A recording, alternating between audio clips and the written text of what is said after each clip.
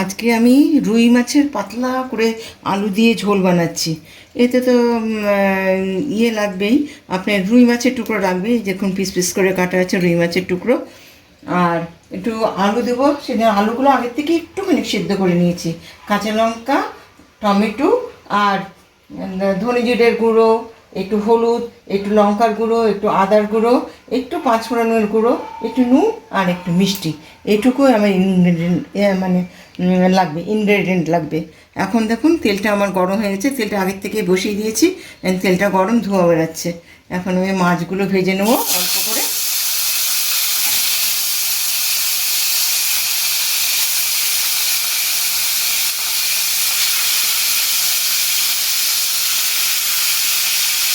একটা কথা বলি, মাছগুলো বেশি কড়া করে ভাজবেন না, এরকম এরকম করে ভাজি।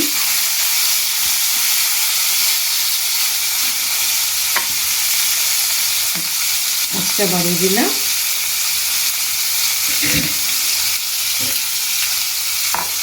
একটু উল্টে দেবো, এক পিঠ হয়ে গেলে আবার একটু উল্টে দেবো।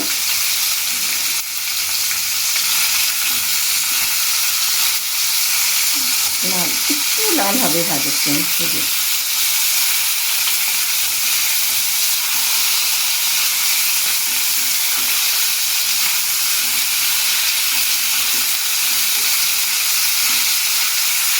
আমি এটাকে একটু ভাজতে দিচ্ছি। আমি এটা ঢাকনাটা উঠিয়ে দিলাম, দেখুন আমার মাছ ভাজাগুলো প্রায় হয়ে এসছে। আমি এগুলোকে এখন নামিয়ে দেবো একটা বলে।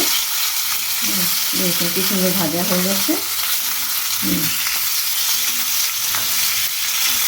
এখন এটাকে নামিয়ে দিচ্ছি।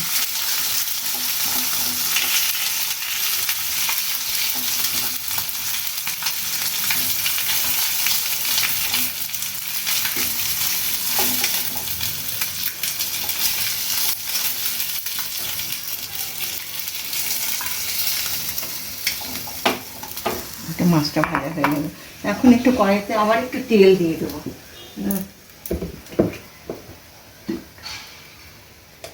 তেল দিয়ে দিলাম, এখানে একটু ফোড়ন দিলাম, পাঁচফোড়ন দিলাম। পাঁচফোড়ন দিলাম এই কারণে দিই, পাঁচফোড়ন গন্ধ খুব ভালো হয়। হ্যাঁ, তারপরে আলুগুলো ছেড়ে দিলাম।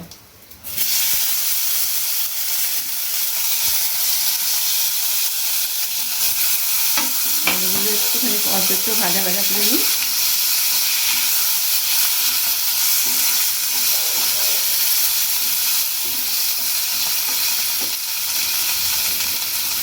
একটু টমেটো দিয়ে দিলাম, কাঁচা লঙ্কাটাও দিয়ে দিলাম।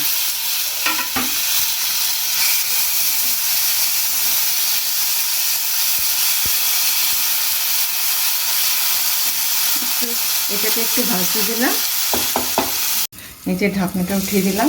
আমার মোটামুটি ভাজা হয়ে গেছে। আমি মাঝে মাঝে এটাকে কী হয়েছে, ঢাকনা উঠিয়ে একটু ভেজে নিয়েছিলাম।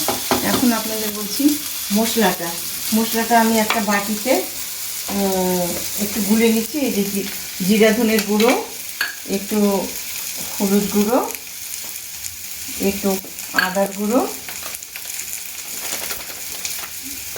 আর একটু লবণ,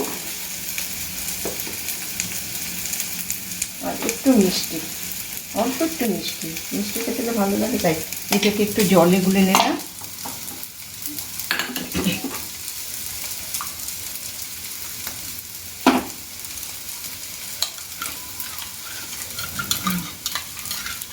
এখন এই মশলাটা দিয়ে আলুটাকে কষিয়ে নেব।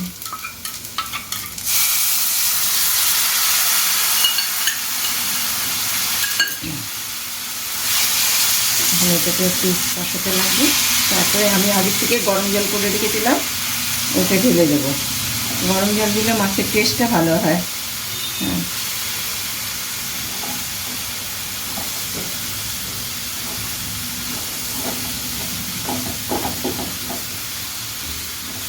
হ্যাঁ, দেখুন আমার এটা মশলাটা কষে গেছে। আর এটা তো পেঁয়াজ ছাড়া, একবার আপনারা করে খেয়ে দেখুন, খুব ভালো লাগবে। আর এটা এখন আমি একটু গরম জল আগের থেকেই বানিয়ে রেখেছিলাম, একটু গরম জল দিলাম। আপনাদের ইচ্ছা মতন আপনারা গরম জল দেবেন। দিয়ে ঝোল তো পাতলা ঝোল, তাই আমি একটু গরম জলটা দিলাম আর এর মধ্যে মাছটা ছেড়ে দেব। যখন ফুটে যাবে ভালো করে তখন একটু ধনেপাতা দিয়ে নামিয়ে দেবো। হ্যাঁ, আমি ঢাকনাটা উঠিয়ে দিলাম, দেখুন এই যে ফুটেছে আর তেল উপরে ভেসে এসছে। এখন আমি একটু ধনেপাতা কুচি করে দিয়ে দিচ্ছি। হ্যাঁ, দেখতেও সুন্দর, খেতেও গন্ধটা ভালো হয়, মাংসের ছিল তো। দিলাম, একটু নাড়াচাড়া করে বলে ঢেলে দিচ্ছি। নাড়াচাড়া করে বলে ঢেলে দিচ্ছি। আপনাদের যদি এটা ভালো লাগে তাহলে আমাকে লাইক করবেন, শেয়ার করবেন আর আমার চ্যানেলটা সাবস্ক্রাইব করবেন।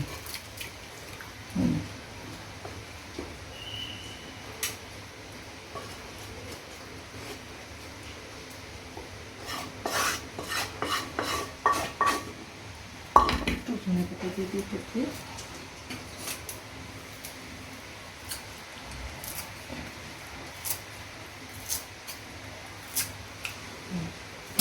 এর জন্য আমি আরেকটা লঙ্কা দিয়ে দিলাম।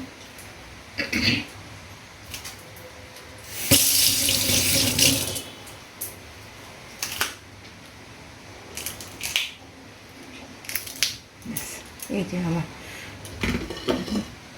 কাতলা মাছের ঝোল রেডি হয়ে গেছে। হ্যাঁ, আমার মাছের ঝোল রেডি হয়ে গেছে। হ্যাঁ, আপনাদের যদি পছন্দ হয় আপনারা লাইক করবেন, শেয়ার করবেন, বানিয়ে খাবেন আর আমার চ্যানেলটা সাবস্ক্রাইব করবেন।